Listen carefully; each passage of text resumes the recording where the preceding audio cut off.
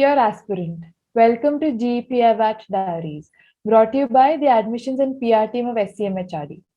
Post-SNAP, all of us are worried about how to approach and crack the GEPIWAT process and make true the dream of pursuing an MBA from the best of the elite B schools in the country. To help you gain a perspective into the preparation for the same, we have the students from SCMHRD joining us today to share their experiences. So without further ado, let's kickstart the session. Today we have with us Nitin Kadian, a first-year HR student at SCMHRD.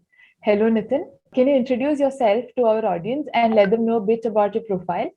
Thank you so much, Urmika, for inviting me. So I'm Nitin Kadian. I'm a electronics engineer by qualification. And technically, I am a fresher. I don't have any relevant corporate work experience. Great, Nitin. So moving on to the second question. So post-SNAP, you had less than a month to prepare and the process was an online one, right? So which was something very new for all of us. So how did you approach the whole process? And I'm pretty sure it would be helpful if you could let us know your approach to each of the process separately. Certainly, Urmika, the process was online for the first time, and there was a lot of skepticism too at that point of time because I had never been onto the online media giving interviews and GDs and PIs in online media. So it was pretty skeptical in the initial stage, but eventually when I got into that preparation mode of GEPI VAT, so I think I got pretty comfortable with that, and online media has got its own advantages.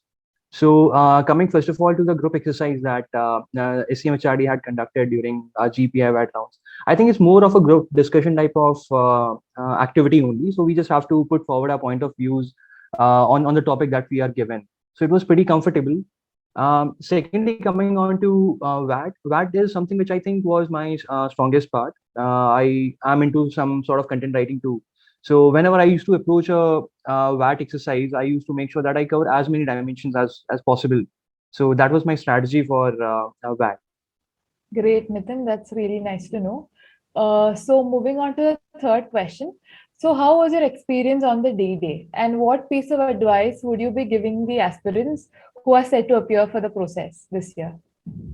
Urmika, on the D-Day, I was really nervous because I still remember my PI was on 17th of February, and SCMHRD was the first B school that I had got shortlist of and was sitting for the personal interview process.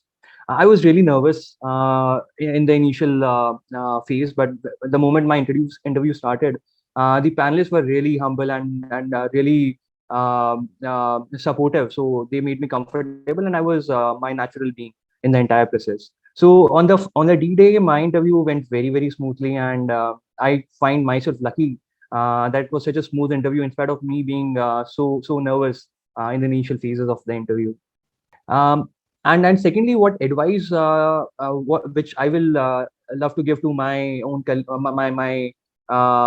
friends who will be joining SCMHRD or giving the PI in future will be basically just be yourself, just be natural, because I personally feel that whenever you are confident or whenever you are what you actually are, you tend to be natural, and things automatically come out from you.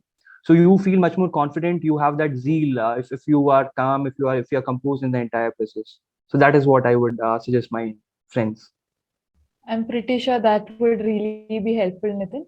So moving on to my last question for the day. Can you elaborate on how you chose your specialization as HR? And currently you are in your second semester, right? So how has your experience so far been at SCMHRD?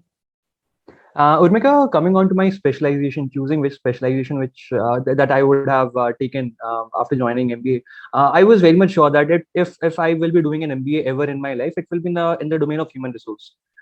Because I had been associated with quite a few NGOs in my earlier phases of life. So I always had that inclination of working for the people, or being at a position where I'll be directly responsible for formulating policies and making an impact in their lives. So human resource was a natural calling for me, and after that I had shortlisted few top colleges, and I got lucky to be a part of SCMHRD, one of the prestigious schools for HR. Thank you, Nitin. I guess this is all that I have for you today. It has been really great hosting you, and I'm pretty sure all our candidates out there will really find this helpful. Thank you so much. Have a great day. Thank you, Armita.